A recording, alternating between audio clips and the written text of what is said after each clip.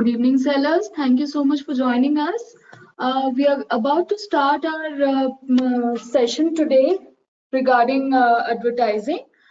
We have our expert here, Iman. He'll be addressing the today's topic with you all. So let's wait for 1 minute. We are expecting more attendees to join us. After that, we'll start today's session. Thank you so much.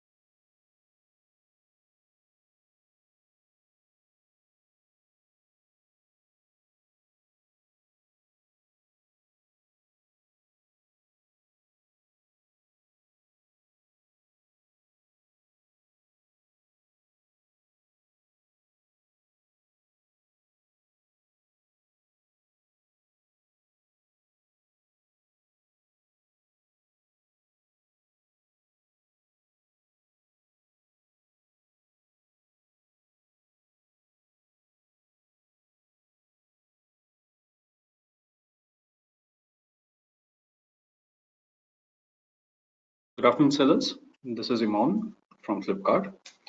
I'll be taking you through the deck for Flipkart advertising today. Starting off with the presentation now, while some of the more sellers will be joining in between. Okay, so in today's webinar, we'll first be discussing about how to create advertising campaigns. Then we'll get into how do we choose the correct LIDs or FSMs, which is basically products for our advertising campaigns for the different kind of asks that we would have. And then we'll get into how do we read the reports correctly and then optimize those campaigns.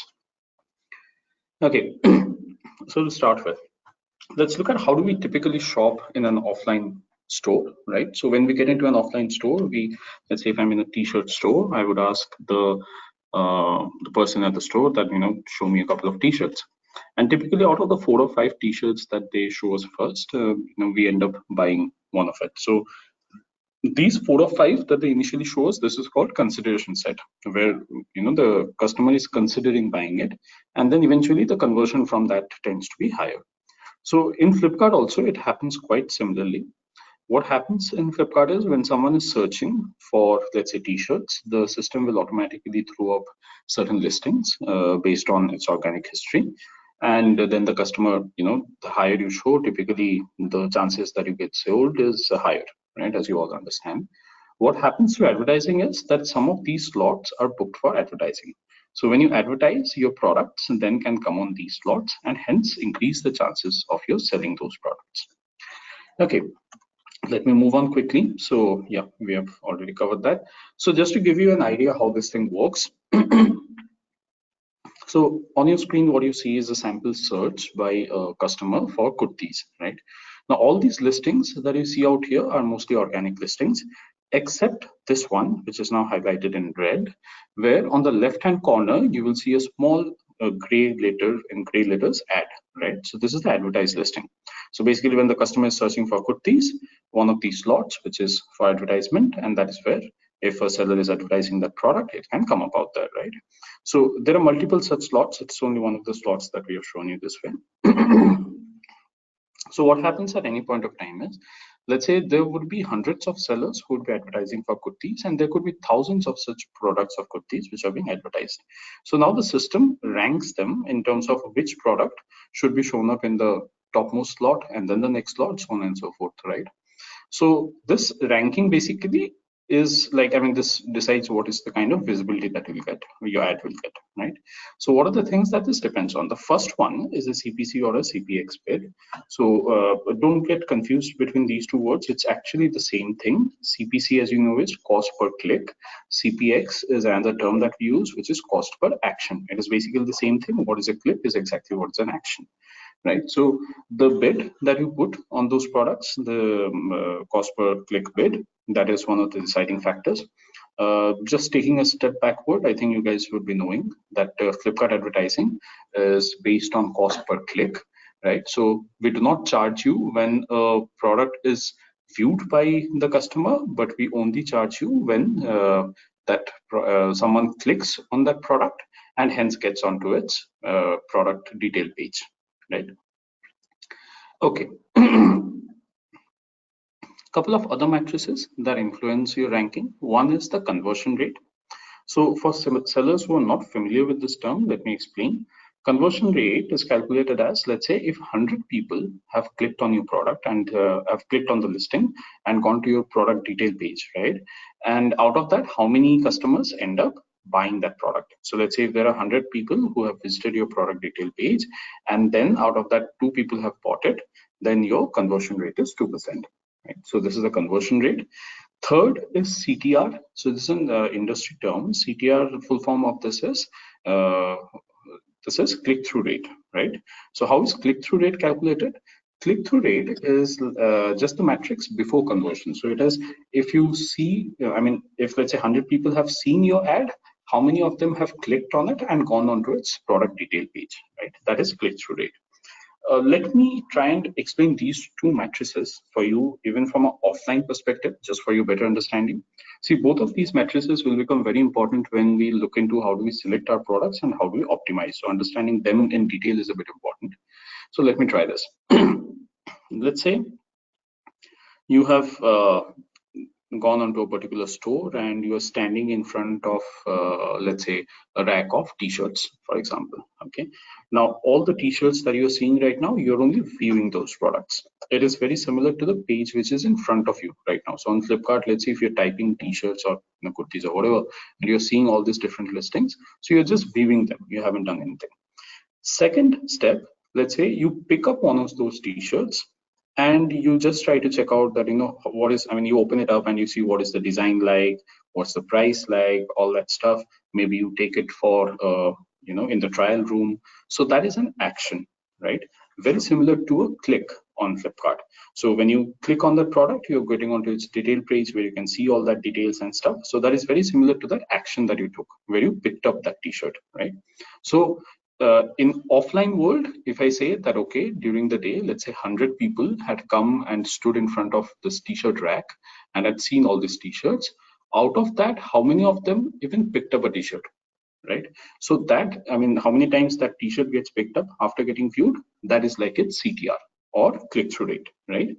Then comes conversion. So let's say you have tried 3-4 different t-shirts and after that you ended up buying one of them, right? So once, how many people have tried a particular t-shirt, taken it to the trial room and all, and then how many of them finally ended up buying it? That is basically your conversion rate, right? So similarly out here, once you get onto the product page, how many of them finally end up clicking on the buy now option and then buying the product from you. Okay, the couple of other matrices out here, as you can see on the screen. First is returns of that product for the particular seller, and the other is the SLA for that customer. So basically, these are the things which matter when it comes to ranking for your particular product. Out of these things, as you can see, the other than the CPC bid or the CPX bid, all of them are dependent on the product itself, right? And the whatever things you're doing at the back end to ensure lesser returns and SLAs and all that. So the only inorganic matrix out here is the CPC or the CPX bid. Okay. Now let's try to understand at the very front that what are the typical reasons that sellers mostly advertise. So this is what we have seen from our experience. If you do have some other kind of scenarios, please put it in your question tab and probably post this webinar. We can take that up. So typically what we have seen is, number one, a very usual ask is that I want to grow my overall sales. So what this, just to detail this ask, this typically comes up as, say a seller is selling like 100 units per day and he wants to increase his sales to, let's say, some 120 units per day, right? Now in this, the differentiating factor, and whatever we calling this as a separate kind of a case is, out here the seller is not typically looking to sell one particular SKU or a particular bunch of SKUs.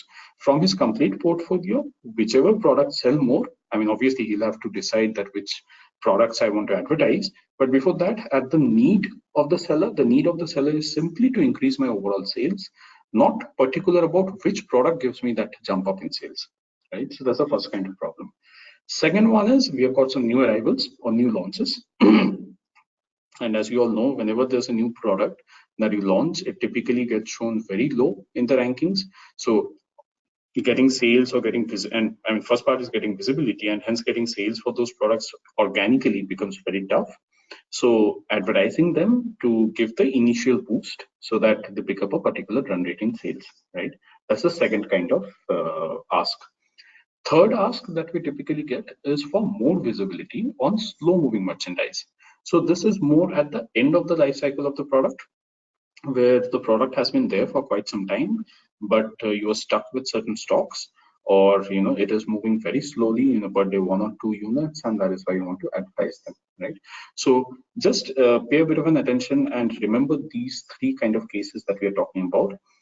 Typically what we have seen, right? Typically, when we ask a seller that why you want to advertise, typical answer that we get is, if I give it more visibility, it will sell more, right? And I'm sure many of you would still have that in your mind.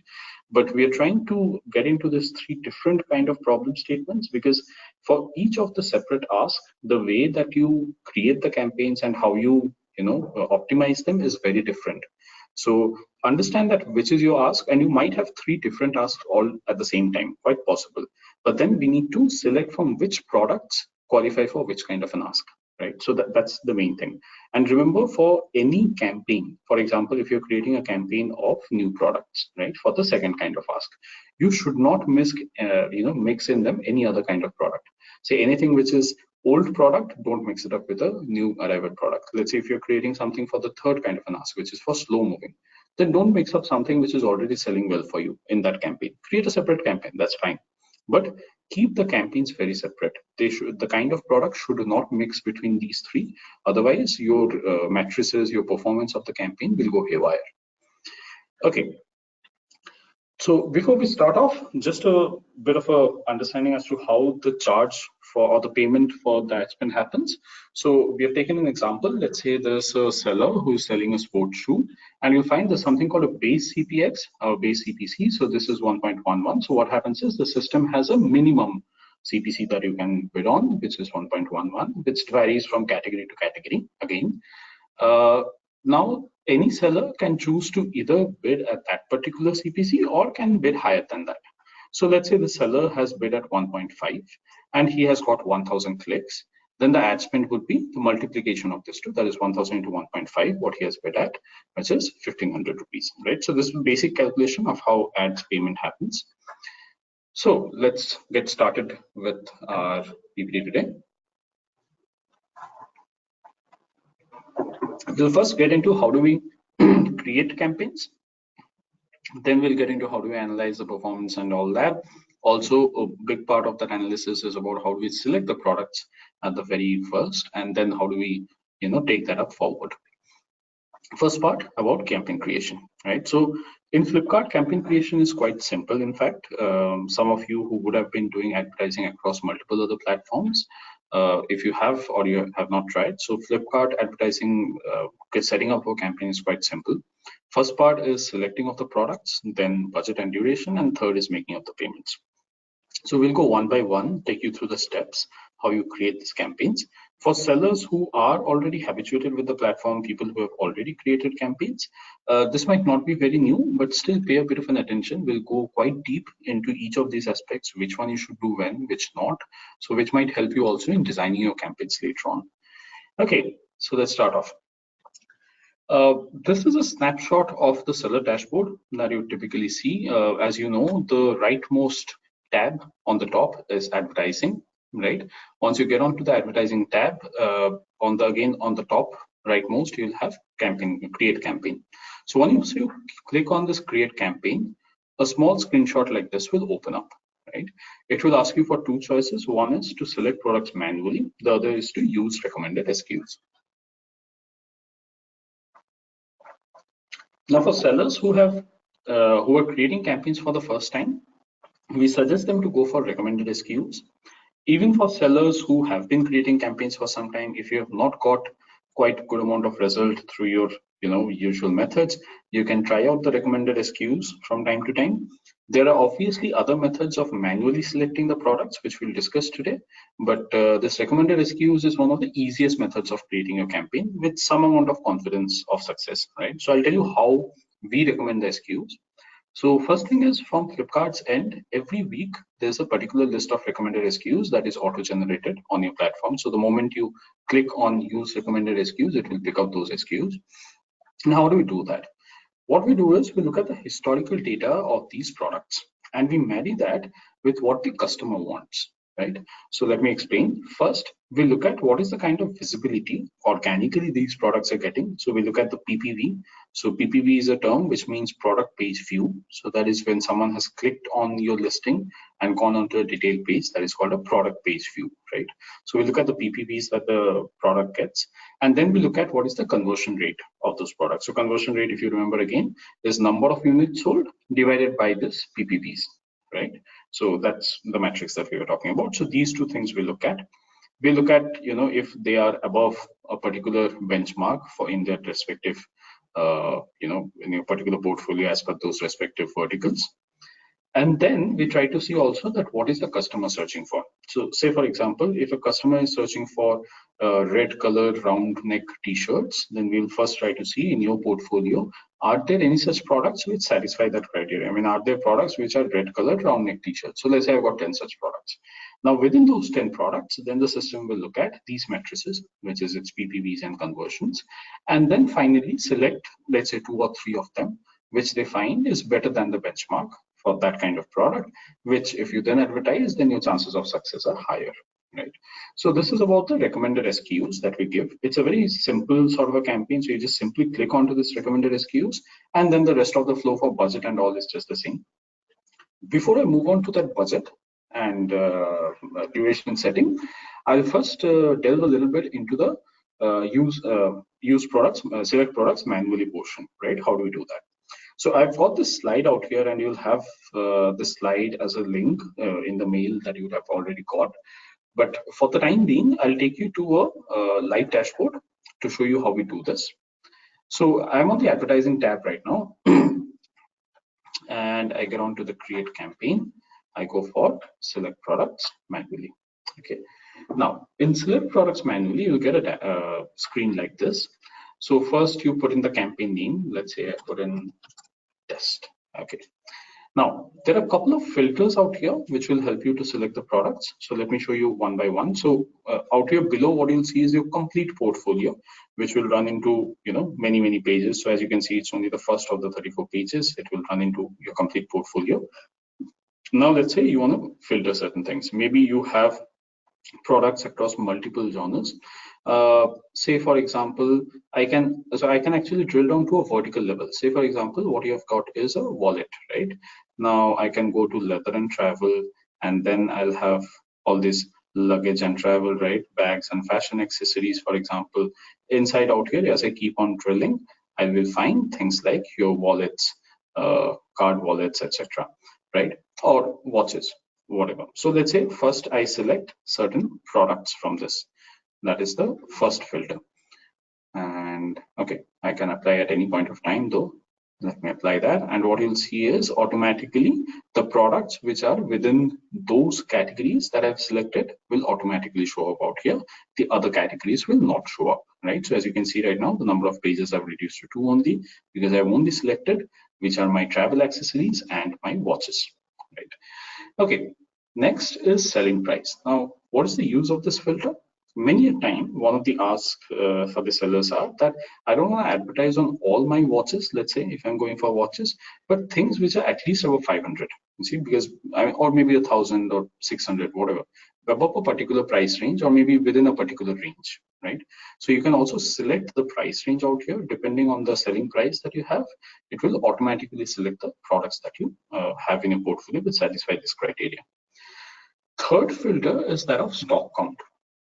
Now, why the filter of stock count? If you remember, among the 3 cases that we discussed, the third case, which was more about slow moving or non-moving merchandise, which has good amount of stock. So you could say, for example, that, okay, anything above a particular stock count, let me say 100, right, is something that I want to advertise. then only the products which are higher than that kind of stock will get selected, right? So these are for different kind of cases. So for the third case, probably we would want to use this. Other cases, may or may not. Then comes in date added. So date added filter is basically to cater to the second case, which is about new launches, right? So if I get onto this date added and I select, say for example, any products which I've launched from the 1st of May till the 18th of June, or whichever way, right? Or maybe I can make it even stringent. I can say from the 1st of June till the 18th of June, right? Then accordingly, only the products which I've launched during this time, and once you press on apply, they will get selected, right? Okay, so once you have selected all that, right, then you apply and then get selected. So I'm not going for apply right now because this is anyway a test dashboard. We wouldn't have new launches out here. So let me just reset this and just pick up some products which will become easier for us in our discussion going forward. So yeah, maybe just this. And now I can select all of them, right? I just put a select on this product details. Once I've got my list, all of them will get selected. If I want to deselect one or two of them, I can do that, while the rest of them will remain selected, right? So let's say I want to select this, whichever way. Now, this is the first part. Now, I get on to the next step and we'll get on to budgeting. Now, before I get on to the next step though, I just wanted to show one more thing to you guys. In this manual selection of products, you can also see there's another part called upload CSV, right? So let me just show that to you once. So one method of manual selection, as we showed, is where you are doing through those filters and selecting the products. And the other could be that you know exactly the products that you want to advertise, right? It could be based on your data analytics and all that. You would have worked with the data and then finally decided, okay, these are the products that I want to advertise. So what you do in that case is you get onto this upload CSV and then you download this template out here. Click on this download template. So there's a small little template of CSV that will open up. Let that open up, right? And then you simply add in the LIDs of those products from the third row onwards, right? You add in the LIDs, and once that is all done, you can just upload the CSV out here and it will pick up those LIDs, right? Anyway, for the time being, I'll go ahead with the manual selection that we did and I'll get on to the next step.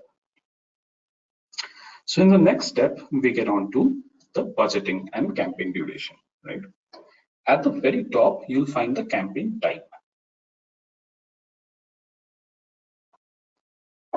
So just to inform you, there are two kinds of campaigns which can be created on Flipkart. I'll get on to this part a bit later in more details, but just on a brief. One is a CPC campaign, which is the usual kind of advertising campaigns that happens across all portals. There's a very special kind of campaign, which is smart ROI campaign that we have, right?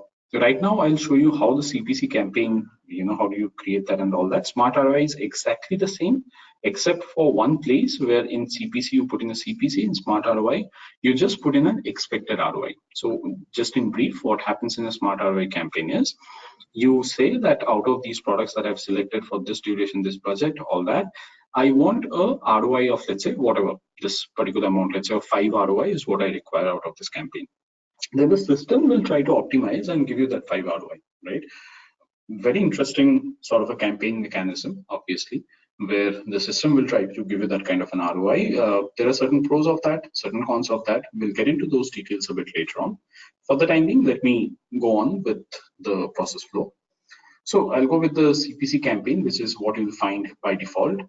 On the start part, you'll find automatically the date and timestamp of when you are creating that campaign gets taken up. However, if I want to, let's say, start on this Saturday, I can also do that. So I can put up a campaign with the start date of a forward-looking date, and automatically when that time comes, the campaign will start off. Now, you'll find out here below the end date, there's something called till budget ends, which is auto-selected, right? You can go ahead with this, or you can deselect this and put in an end time to this as well. Say, for example, I put in 30th, right? Okay, what is the benefit of which? I'll come to that later on. Let me just go with the flow as for the time being. Now I put in a campaign budget. Let me suppose I put in a 10,000. Just below this campaign budget, you'll find a small box called equally divide the budget for all days, right? Now, let me try to explain. If I had gone for till budget ends, right, then what would happen is this campaign would start off on this date, and till the time that this 10,000 is exhausted, it will continue. If, however, I go with a specific end date, and if so there are two things that can happen out here once I go with a specific end date. One, that given the traffic, the budget might get consumed before this end date itself. So I've set the end date as 30th, but maybe the budget gets consumed between the 24th or 25th. That's possible. Or if there is even budget left, so let's say by the 30th, I have only consumed around some 8,000. Then the campaign will stop out there, and this 2,000 will get back to my wallet, right? So budget ends. That's how this works.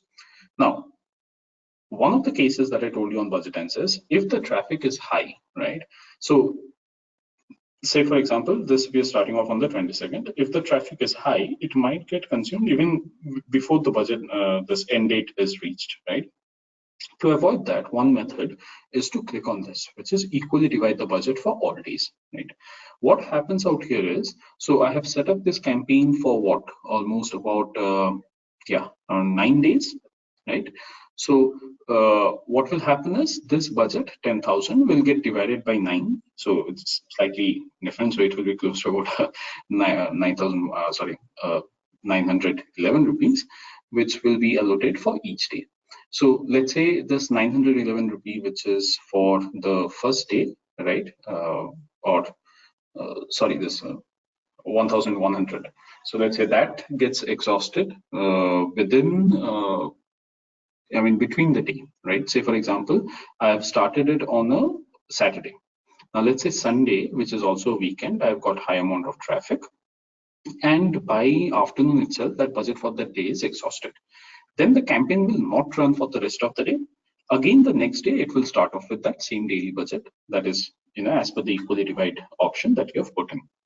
Now, what is the benefit and cons of that? So the benefit is obviously this, that if you want the campaign with that particular budget to run throughout all these days, definitely go for equally divide the budget for all days. Problem with this could be, if you have days in between where there can be traffic variation. So what I mean by traffic variation is, that between a weekend and a weekday, the traffic is not the same, right? So if the traffic is high on a weekend, right, it might be possible that the daily budget that finally comes up because of this calculation is sufficient for a weekday, but not for a weekend. So in that case, what might happen is you might lose out on potential traffic. So what we recommend is, if you're running a campaign for similar traffic kind of days, so say for example, you're running a campaign for Saturday and Sunday, then yes, go for the equally divide budget. Or maybe you're running a campaign throughout the weekdays of a particular week, then yes, go for that kind of budget. But if you're running a campaign wherever the traffic can vary, so let's say if there's a weekend in between, or if there's an event day in between, right, then we typically suggest not to go for this equally divide budget, because then you might lose out on potential traffic. Okay. Another part about this till budget ends and this budget, which I said I'll tackle a bit later on. So let me explain that right now. As I said, when I put in the end date and whether I do this or not, by the time this end date is achieved, or if the budget is finished before that, the campaign is ended. Now, one benefit that you have if you go for till budget ends is, say for example, I've created the campaign for 1,000, right? And it has whenever, as per the traffic is coming, it is consuming, and after some time, whenever it is consumed, the budget is over, the campaign is over. But I come back and I realize the campaign has performed really well for me, and I want to continue this campaign. Now, see, there are two methods of continuing a campaign. One is I can copy the campaign and create a new campaign, but typically we suggest, if possible, to continue with the same campaign rather than copying it. The reason is, if you see, a campaign takes a couple of days to reach a particular run rate, right? If you are creating a fresh campaign post that again, then what can happen is that it has to start from zero once again. But if it is you're already continuing that campaign, you can take advantage of that run rate and just build on it. So it gives you better performance at the end of the day. So the benefit that I was talking about, if you put it till budget ends, right? And your budget is over. So even after the campaign is over, you can come back, edit and add money to the campaign. It will start off exactly where it ended. You do not have to create a new campaign. However, if you have a end date already mentioned and the campaign is over that end date, even if budget is remaining out there, you do not have the option of continuing that same campaign. You'll probably have to create a fresh campaign, right? Okay, so let's get down. Out here, I have selected a couple of products as you had seen before. And what happens is automatically from the system, it will pick up the ad groups for those particular products and then distribute the products in each of those ad groups. So this is done based on the catalog file of the product. So the system knows, for example, that 3 of the products that is selected were watches, right? So it will show those 3 directly within this watches ad group, right? Now against each of these ad groups, you'll first find a CPC. Then you'll find the budget limit and exclude keywords. So I'll go one by one. On the CPC front, the number that you see within the box is basically the base rate, right? So for example, watches it's showing 1.11. So let me show you. If you put in a 1.10 and then try to click somewhere else, it will show you CPX has to be between 1.11, right? So it cannot be less than 1.11. Now you put it back to 1.11 and it's all fine. Okay. Now you can edit this and put in any value. For example, you can put it at 2 or 3 or whatever, right? So for the time being, let me just go with 1.11 and show you how it happens. Now below this CPX, you will find something called a winning bid range. Now what is this winning bid range? Well, you have a tooltip out here. You can read that later on. Let me just tell you in short what this means. Winning bid range is basically in the last 24 hours. So basically yesterday, sellers who had created campaigns sellers campaigns which were running right in your particular kind of products, which is watches out here, for example, the top slots, they were the ones which were getting the top slots, they had a CPC between 2.29 to 15. This is what it says, right? Now, how does this help you? You can now decide your bid based on this. Say, for example, if you're looking for good visibility, you would definitely bid somewhere in between this winning bid range or higher if you wish to. And if you're looking for moderate visibility, or it's okay even if it comes up on lower slots, but I want to conserve my money, I want to get good amount of returns, in that case you can bid lower than the winning bid range as well. Okay. For which kind of product categories, how to bid, that will come to later on, no worries. Budget limit, so let me just quickly move through that. This is an optional field, right? So for example, I had put in 10,000 for this campaign. Now if I feel okay, out of these products, my watches are more or less well taken care of, I need to push these other products more. So then what I'll do is I might say okay, out of this 10,000, the moment let's say 1,000 rupees is spent in watches, that's maximum I want to spend out there. So let's say if my watches products consume 1,000, do not run the products of watches anymore for this campaign. Use the rest of it for the rest of the products. So that's how it helps you in case you want to restrict the spend on 1 or 2 particular ad groups. Again, it's not a necessary field, so you may not choose to do that as well, which is not a problem. Last part is about exclude keywords. So in exclude keywords, the way it happens is, as you know, Flipkart, we do not give you options in terms of keyword bidding. So the way that our system works is that we pick up the keywords directly from the catalog file, right? So just to give you an example, let's say if you have got a shoe, right? Let's say you've got a brown leather shoe, then somewhere in the catalog file, right, these words, brown, leather, and shoe, they would be mentioned. So we'll pick that up from the catalog file directly. Now it could be anywhere in your catalog file, it doesn't matter. We will pick that up. It could be any of your product attributes, it could be in the description, right? It doesn't matter. So if someone is searching for a brown shoe, yes, we'll show that product. If it's a leather shoe, again, we'll show you the brown leather shoe, obviously. But if someone is searching for, let's say, a black shoe, then we'll not show that product, right? Now, among the keywords where we're showcasing, because we're picking it up from the catalog, you may choose not to show in certain of the keywords. So this is called exclude keywords. So first part was I was explaining to you how the keyword functionality itself works on Flipkart, where you do not get to select the keywords, but the system directly picks it up from your catalog file. Now, within the keywords that it is picking up from your catalog file also, you may not want to showcase in some of those keywords. So let me give you with that same example. Let's say you find that, okay, since it's a leather shoe, if someone is searching for a very generic word, like shoes, out there my product doesn't perform that well. So you want to exclude your product showing up for the generic searches like shoe or shoes, right? Then what you do is out here in the exclude keywords, you can just type them. So for example, if it had been that leather shoe part, I would have been put in shoe, then I've put in shoes. So mind you, these are exact matches. These are not phrase match. So if there are multiple, such keywords, you'll just have to keep a comma and keep on adding them out here. So once you put that in, what happens is, for example, a brown leather shoe. For a shoe search, it would show up, but if you have put in shoe out here as an exclude keyword, it will not show up in that particular keyword search, right? So that's the use of this. Again, it's not a necessary field, right? One last part. So as I said, you can change each of them to whichever CPX you want. It could be 3, whatever, right?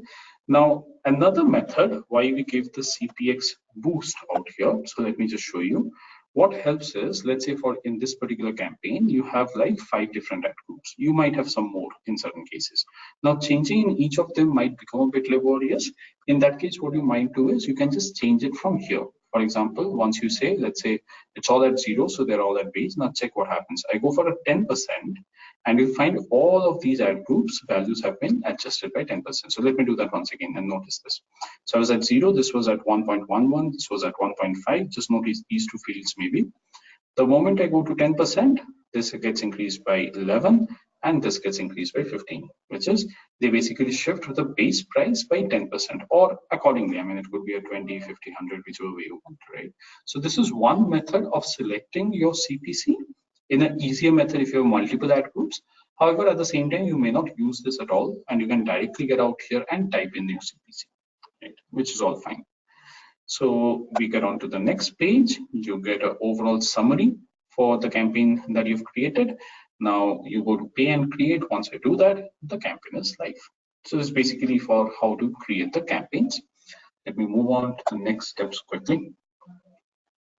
So we have got this described out here as well. I'm not taking you through this as we've already done it on the live dashboard, but for your future reference, you can always consult this.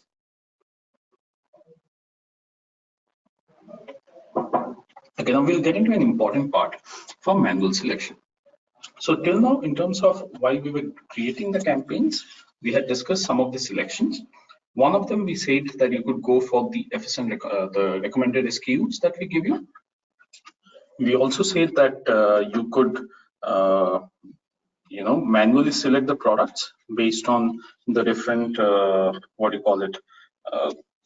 different filters that we were giving you, as well as you could upload a file. Now, the next method that I'm going to show you is a little more data intensive method, right? The main ask that most of the sellers typically have, which is the first ask we were talking about in terms of increasing their sales, which is about, getting the best of the ROI possible from the campaigns, getting maximum amount of sales out of it. That is what we typically try to, solve through this process.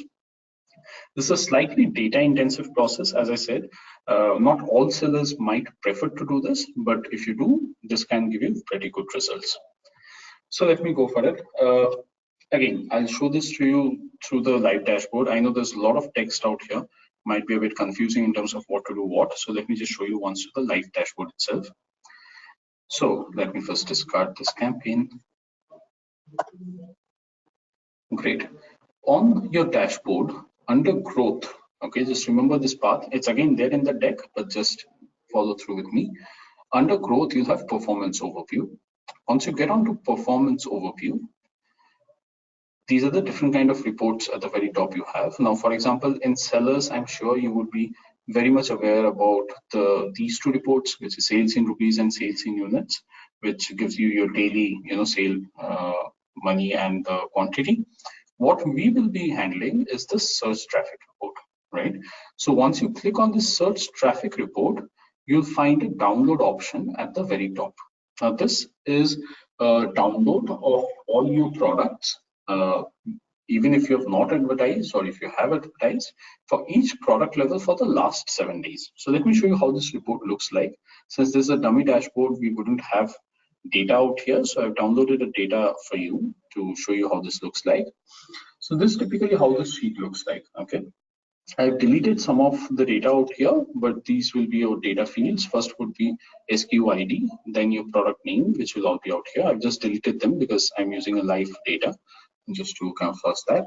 So these products, which is the category, subcategory, and then the brand beside it, right? You'll also have a product link, which will have the FSN already in it. So these are all unique. Now, let me show you first thing about this data. Say, for example, if I just check out for this one particular product, you'll find that there are some 7 row items, right? So for each of those 7 days, it is one single row item each for each day, right? So before you start working with this data, and understand that this is a daily level data for each of the products. And before you start working, you should combine this data sets, right? By the way, I think I missed on telling a couple of other things. What are the kind of data you get? One, for each of this product, each day you're getting impressions, which may not be of much use to us. This is something which will be of use, which is product page views. Click through well will calculate, and yes, the unit sold. So two main fields out here, unit sold and the product page views that we'll get out of it. So let's do this. First, I'll try to combine this data so that it can make sense for us. I'll run a pivot table on this. So since I've already removed the SKU ID and product name to show you this data, I'll go with the product link because that's also unique and that will help us in deciding the product. Next, I'll put in the 2 fields, product page view and unit sold. These are the only 3 things that you require. Let me copy paste this data into a different sheet and then work on these. Okay, I'll put in a field out here which is called conversion. Now, as we said, we have been repeating a couple of times now. Conversion is, run with me, unit sold divided by product page view, right? Put this as a percentage and maybe 2 points for my, or even 1 point, that's okay, for my reference, and put this through. Okay, so what I've got is for the last 7 days, each of the products, how many people have checked out that product as in product page view, and what is the unit sold. Now, mind you, even if you have not done advertising, you'll have this data because this is organic data. It is the overall performance for your products. So if you have done advertising, that data will show out here as well as the organic data. This is the overall how many product page views the product has got and how many units it has sold. Finally, we have calculated conversion. So let's do this.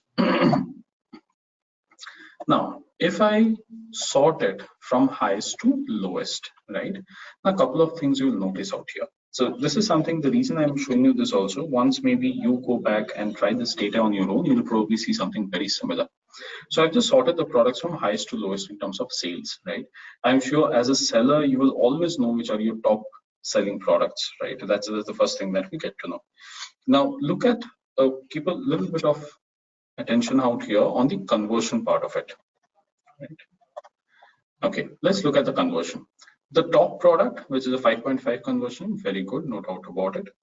Look at the second product, which is selling quite a good amount for this particular seller, but the conversion is only 2.8%. Right.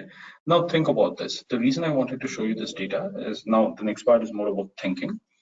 When you're advertising your product, you're basically paying for this, which is a product page view, right? So you're paying whenever a person is clicking on that ad, that is whenever he's landing onto that product detail page and hence a product page view. For you to make the best ROI, what is important is how good the product is in terms of conversion and not units sold, right? This is the first point to remember in mind. Many a times, one of the most frequent errors we see sellers committing is that whenever they go for, okay, I want to have the best of the ROI, I want to have the best amount of sales, what do I do? Well, products which are anyway top selling for me, let me give them higher visibility. Logically, that makes sense. Things which are anyway selling more, if I push them higher in terms of visibility, I'll get more sales. Great, but understand that your ROI will depend on conversion. It will not depend on how much quantity that product sells. Right, like the second item that we have in front of us. So, for example, had he selected this particular product, look at this one, which has a 6.9 conversion, or even this one, which is a 9.5 conversion. Though the quantity they sell is much less, that is because their product page views are less. But these are the products that you would want to advertise. If you advertise them, your sales could have been much higher, right? So that's the first point to keep in mind. Now, what do we do with this data? First thing is, so what's the basic intent of working with this data? I'm trying to select the products which has got better conversion, and then I'm going to create campaigns with them so that I get my best of the ROI. In a nutshell, this is what it means. Now, how do we decide what is a better conversion? So what you first thing that you do is you go to your portfolio out here. This is the pivot table that we use. So this is for your complete portfolio. Now, if you're the first time advertiser and you have no idea that what should be your conversion and benchmarks, what you do is you simply check this. So you check this total units divided by total PPV as an average for your particular portfolio. That comes up to be about a 3.5% for this seller. Your products, it could be different. Check this part out, right? In case, having said that, in case, let's say you have been advertising, then you will know from the advertising dashboard what is the average kind of conversion, etc. you have, and you can always select something which is more than that. So out here, first thing that I'll do is I'll select products which have greater than or equal to this 3.5% of conversion. So I'm looking at products which are at least above average in my portfolio, right? Then I can advertise them. So immediately some of them go off. Second part, so there's still a problem with this, okay? And I'll tell you how. Look at this particular product, the one which I'm currently at. So this product had got 70 product page views and sold 10 units. Could be a chance factor, right? I mean, think about it. It is showing me a 14.3% conversion, which is great. Now, just think of this. If I give it more visibility and the 70 becomes 700, does that mean I will send, right? Because this could be a chance factor. So products which has got very low product page views, right? I cannot go with full confidence on them. So first thing that you'll have to do is you'll have to take up products which have at least greater than a particular kind of product page views. So out here, let's say I apply that filter of maybe 100. Now, depending on your products or what is the how new are you on the portal or not, you could take up for the 7 days of 50 or 100 as a benchmark in terms of product page views. For now, let's say I'm taking up 100. So what I've done is I've basically taken up products which have got at least 100 product page views. So I'm quite confident that they will be standing similar kind of conversion even when I'm advertising them, right? Now, all of these products, so how many products do I have out here? I've got some 28 products. So if you think about it, what was this portfolio size? Almost 220. Out of 220, I have come up with 23 products, right? 28 products. And all of these 28 products are good to be advertised. The next thing that I need to do is first sort out these products, largest to smallest on product page views. Okay. Now we need to bifurcate these products. Okay. How do we bifurcate the products? So let me show you this way. Think of these two products. So let's say, since I said all of these products are good and I could advertise them, I think of these two products. This product, which has got some 800 product page views, and this one, which has got some 16,000. So almost 20x, right? If I put these two products in the same campaign, what will tend to happen is this top product, which is anyway more popular than the second product out here, will eat away bulk of my budget. Why will that happen? See, as it is popular, right? When I'm creating a campaign for them, I decide the CPX at a ad group level and not at an individual product level. So both of them are watches. Both of them will get boosted in the same method or up to the same extent. Since this is organically a bit higher than these, this will typically end up being shown much higher than this particular ad and will probably consume bulk of my budget.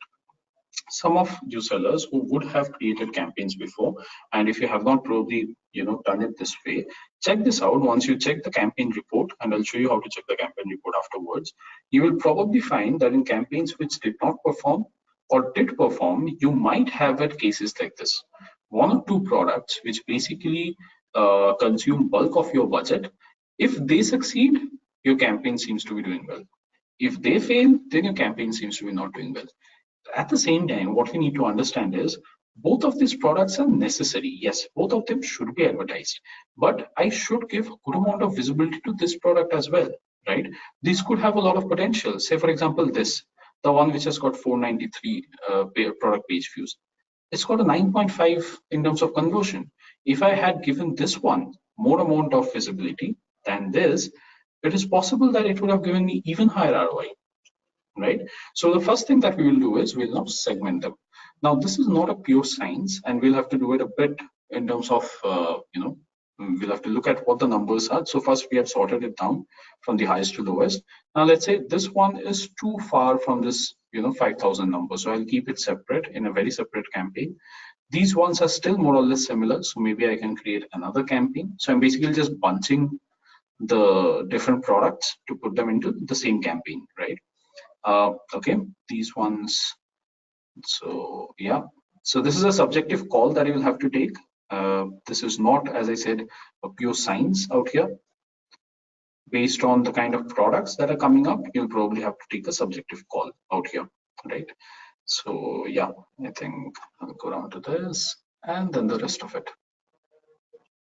Okay, so I've got my 1, 2, 3, 4, 5, and then the 6 bucket, right? So that's my complete list of buckets.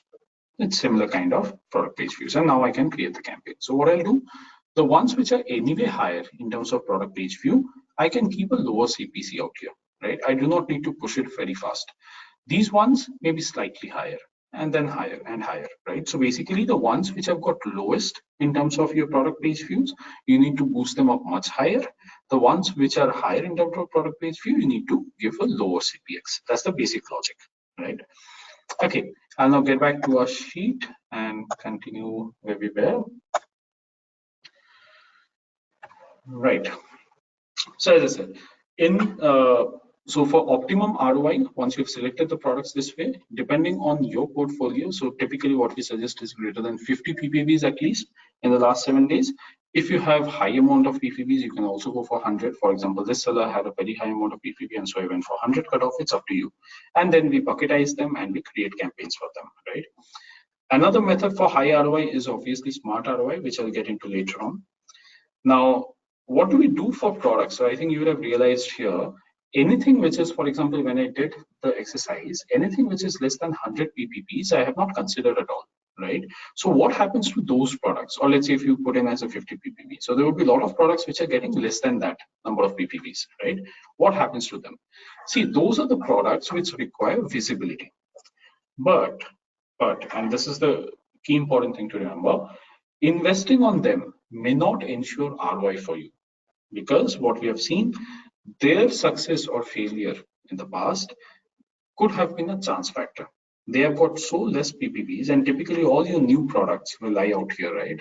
They've got so less PPVs that you haven't got enough historical data to understand whether they will perform or not. Now, you should create campaigns on this for as well. Create a separate campaign, first of all. You can bucket them as per still even within that low, or maybe you can put them all together. But you have to remember that the first campaign for such products which has got very low PPVs historically, it may not give you very good ROI. See, because in any kind of portfolio, you'll always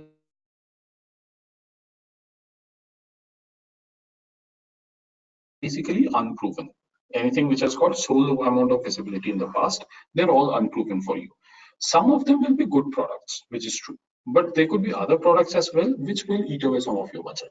So the first campaign itself may not give you good amount of ROI, but run this campaign for about 2 weeks at least. Then you'll get the data, and from the reports you can read that which are those 20% of the products which have the potential out of these. Put them separately in a different campaign, and then onwards you can expect ROI, right? So this is for the products which have got lesser than that cutoff number of PPVs.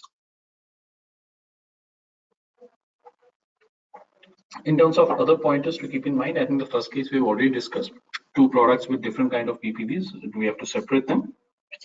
Second point, and this is more true for lifestyle sort of products, if you have cut sizes in your product, so let's say t-shirts or shoes, right, different size, same design, same color and stuff, what we suggest is to advertise a single size out of this and not all the sizes, and typically the size which sells the most for you.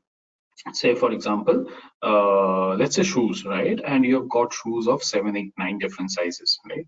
Now just think about it. On Flipkart, when you search for the shoe, you will see the primary image of the product, you will see its title where nowhere the size is written, and you will see its price and ratings, right? Only once you click onto it and you get onto the product page will you see different kind of size options. So anyway, even if you advertise a single size, the seller the product page and then choose any other size, right? If, however, you advertise all the sizes, then similar looking ads, because size is never mentioned. So from the other things, the price, I mean, I'm assuming the price as well, but yeah, the title, the product image, and all that, more or less all of it is similar across the different sizes.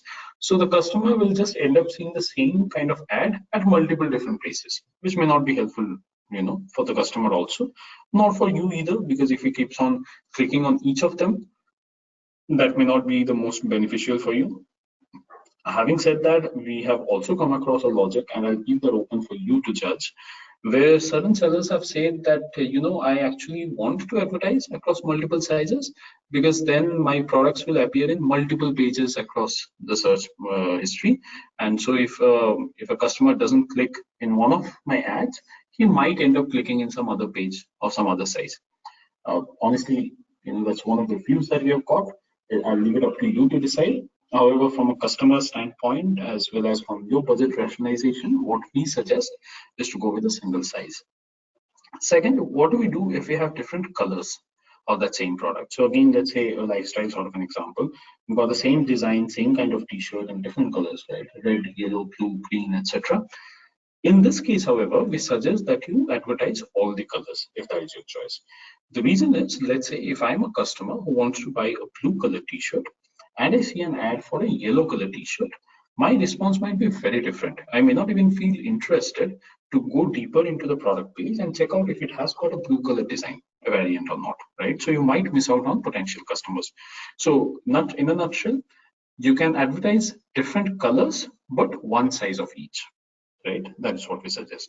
One more point out here, I think I should mention, sometimes sellers also come back to us and tell us that, look, the reason I'm trying to advertise this particular size is because I have got inventory left of this size. The other sizes are selling well for me and I do not want to advertise them. See, one thing that we typically say out here is understand that the size, what advertisement can do for you is to give you higher visibility. The size that the customer selects is as per his need and not as per the visibility that you give it, right? So let's say if you're selling the shoe, a shoe which has 7, 8, and 9 size, and your 7 and 8 is selling quite well, 9 is not. If you advertise the 9th size shoe, right? If a customer feet is such that it can only fit a 7 size of the shoe, no matter how much you advertise the size 9 shoe, he is going to end up buying size 7. Right, so advertising is not the solution for that kind of an issue. You cannot force a customer to buy a different size of a product than what fits him. In those kind of situations, you'll probably have to get rid of that stock either online or offline, and then ensure that henceforth you make a much more cautious decision in terms of buying that kind of a size. But advertising may not help you in that. Okay, we'll get into some of the tips of campaign creation, and then we'll get into how do we read the reports, and then into our question answer round quickly.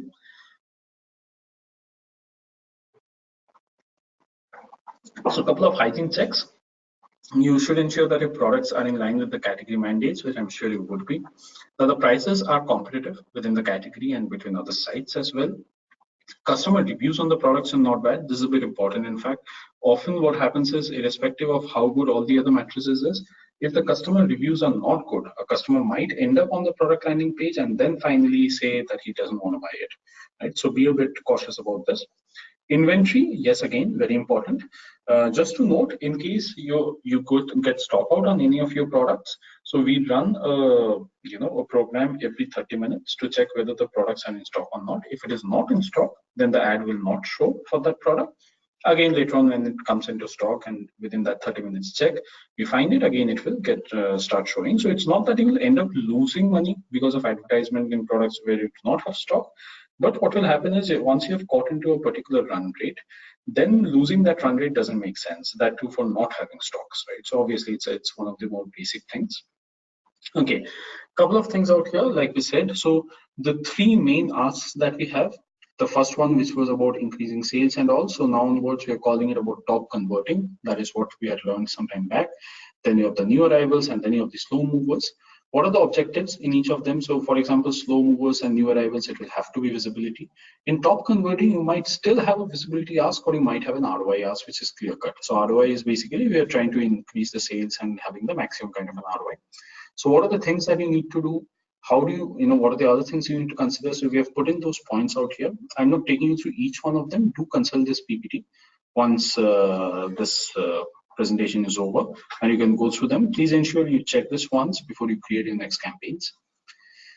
Understanding the PLA reports. So quickly, some of the matrices. Ad views, I think something that we have been discussing for some time now, is when you're seeing the ad, you're not paying when the customer is seeing the ad, it's an ad view. It's an action when you're paying it, that is when the customer is clicking on it and hence gets into the product page for that product. Action rate is a factor of these two, that is actions divided by total views.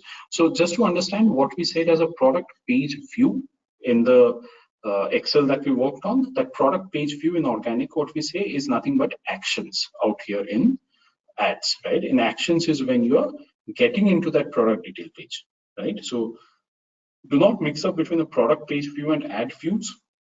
Ad views is when you are only seeing the ad and not clicking onto it.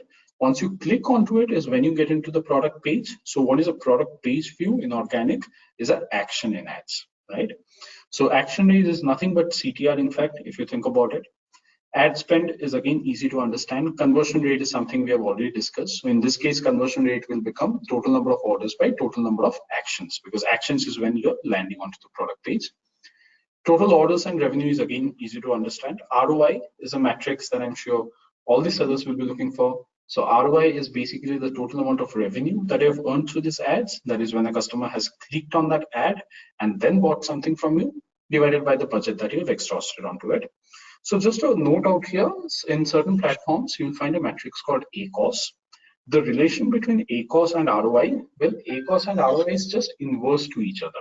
Okay, just remember that.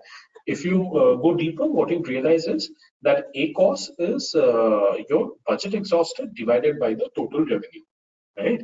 So, I mean, as I said, and revenue ROI as we define out here is total revenue divided by exhausted budget. So just inverse of each other. Just to do a simple maths, for example, if you find, let's say, in some platform, you're getting an ACOS of 12, okay, 12%.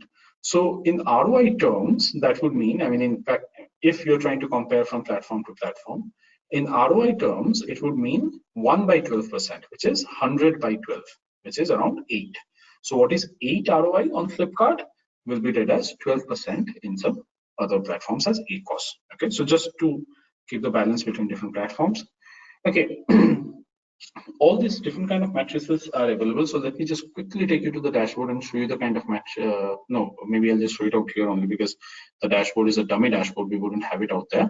So at the very top, you'll find all this main matrices about ad views, action, or so total orders, revenue, CTR, CBR, your ROI, etc. across your complete portfolio. You can choose it for a lifetime or a particular date range or month to see those matrices. You will see them even at a campaign level. Now, one thing that I wanted to get onto is a product level matrix analysis.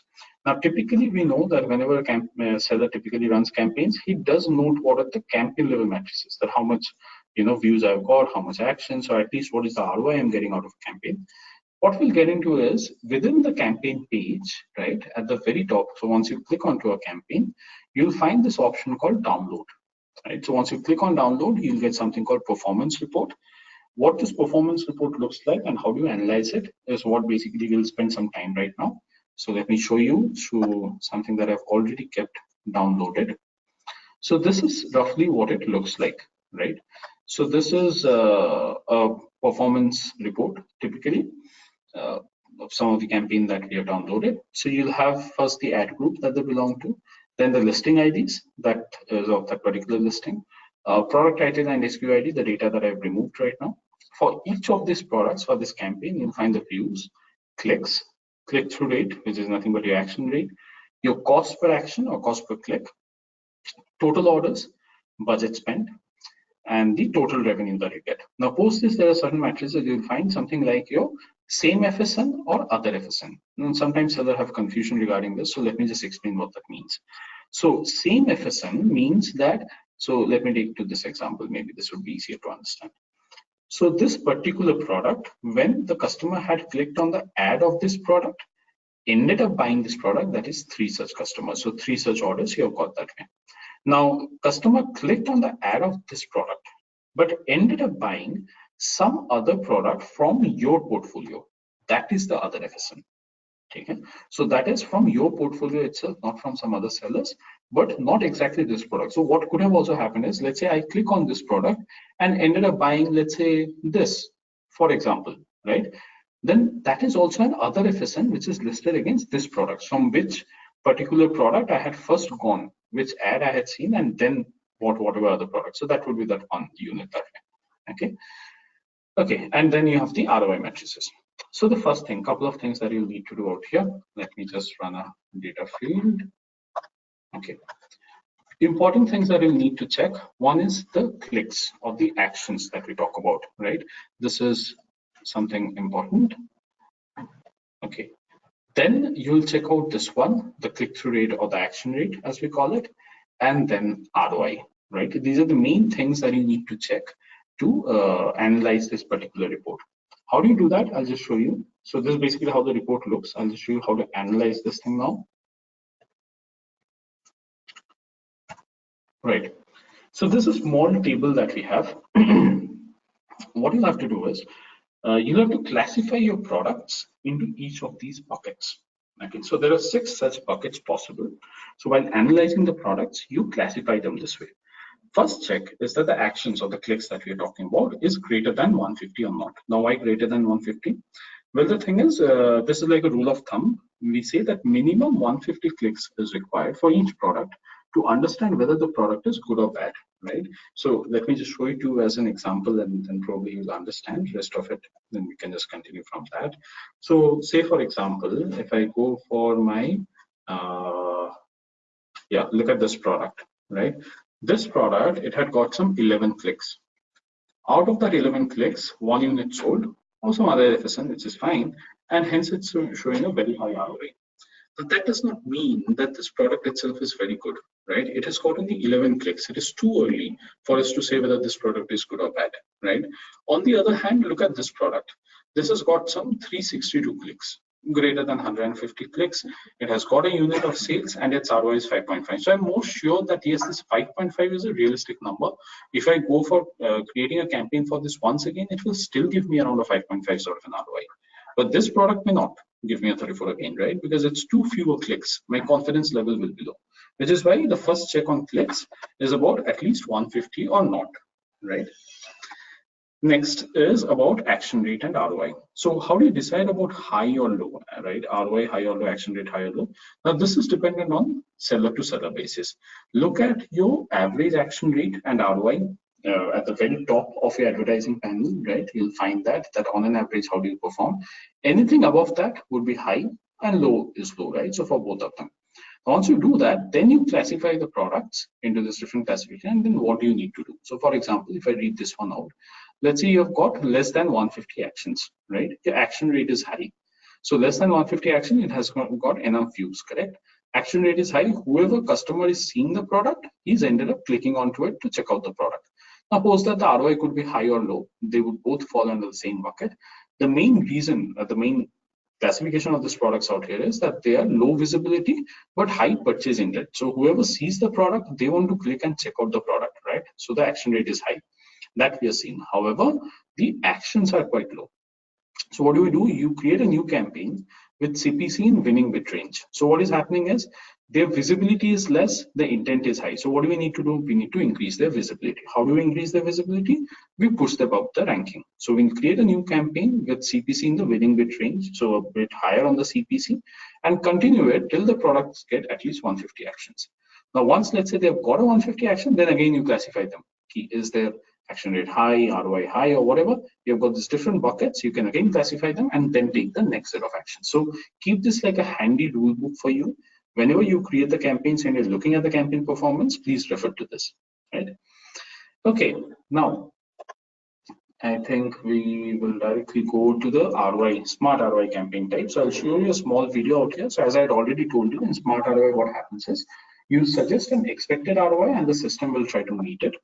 So see, it's always a balance in advertising. Either you can pay a high CPC to get high visibility, but then your ROI can go down if the CPC is very high, or you can pay a very low CPC and your ROI can go up, but your visibility will be low. Now, in smart ROI, you are not bidding at a CPC level, you're only giving the ROI. So it is just the inverse way around.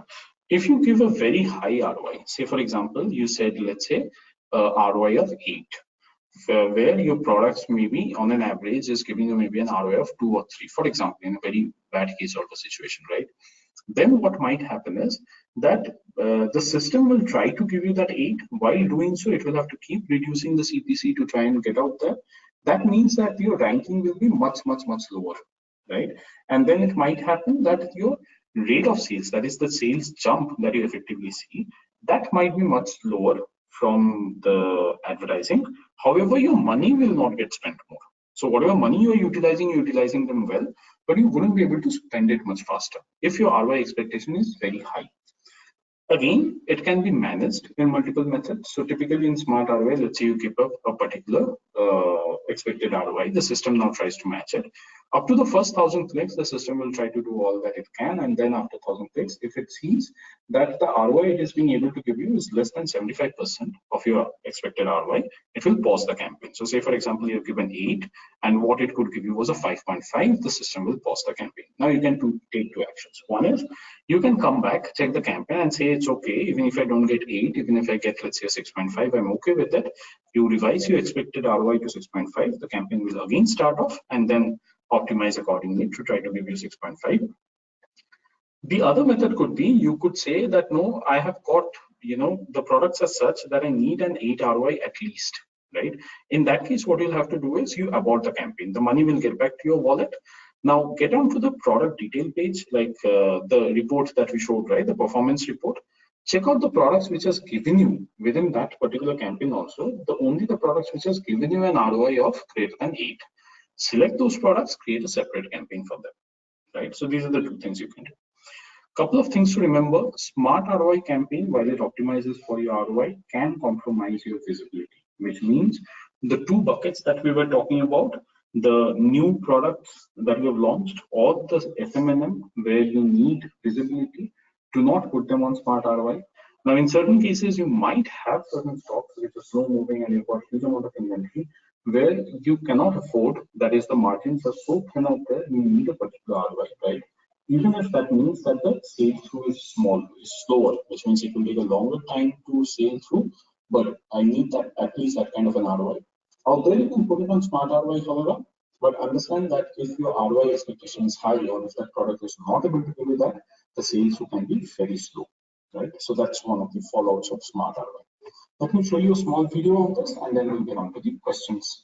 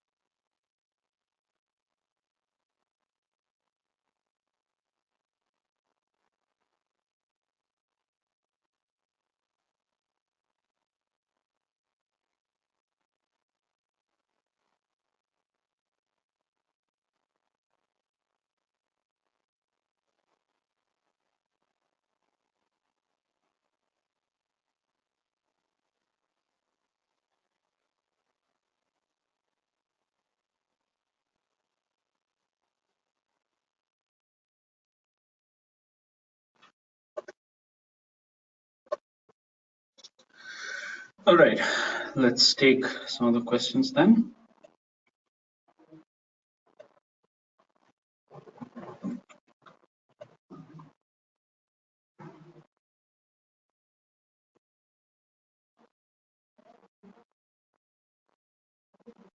Because there's been a request for a recorded version of this webinar, which I guess we'll be sending post this webinar.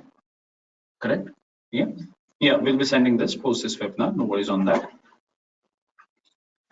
Yes, there's a question by Satya Raj D, who has asked if the products added in a campaign can be removed after it go live. Yes, it can be. Let me just show to you if I can, but since it's a dummy account, it might be tough to do that. Okay. So if you can see this, all of these campaigns, as you can see, right, they're not live because there's a dummy account. Otherwise, what you could have done is you could just click on this campaign, and then for each of the products, once you scroll down, you'll find for each of the products, you'll first find an ad group. You scroll down again. For each of the product, you'll find these two options, which is a play and pause option, right?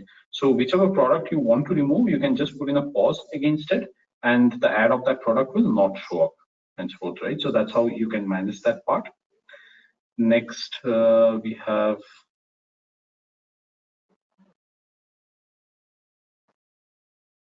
right. I think yeah, there was one question which was about Parth had asked that how do we download this report? I think we have answered that. I'm hoping that. How can we set budget limit on particular FSN? So there's a question by Amit Patel. How can we set budget limit on a particular FSN? Amit, you cannot set budget limit on a particular FSN. You can only do it at an ad group maybe. If you want, you can create a separate campaign for that particular FSN and hence put in a budget limit against it. But otherwise, budget limits is only possible at an ad group and not beyond that. Okay, so I think that's about the questions that we have right now, and the time is also a bit low. Maybe if you can activate the poll. Yeah. So we will just activate a small poll out here, guys. Please answer to that, and your feedback will be right. So we're just launching a small poll. If you can please answer on that for the time being. And if you have any further questions, you can always mail to us, and we'll get back to you as soon as we can. Definitely within 48 hours. And great. So if you have any more questions, we always have a webinar twice in a month. So you can always attend one of those webinars and we'll be happy to solve out your questions. Best of luck and yep, happy selling.